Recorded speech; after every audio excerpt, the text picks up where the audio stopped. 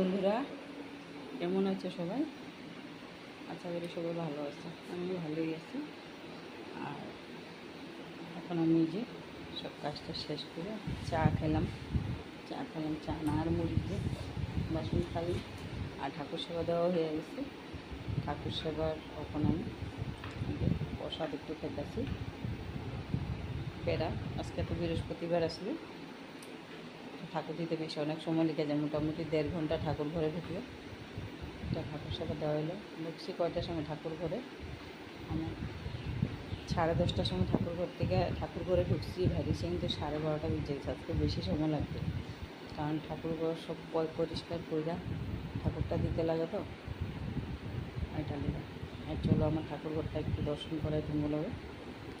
ঠাকুর সেবার দেখো, আজকে কিন্তু মোটামুটি ফুলের বৃষ্টি পড়ছে। আর আমার রাধা মাধবের দর্শন করো একটু তোমরা সবাই। আছে ভোলেনাথ, আমার গুরুদেব। আর এদিকে দেখো মা লক্ষ্মীর আসন ফুলে ভরা।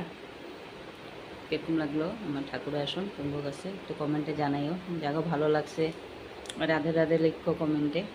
তো ভিডিওটা বন্ধুরা এতটুকুই, বাই বাই।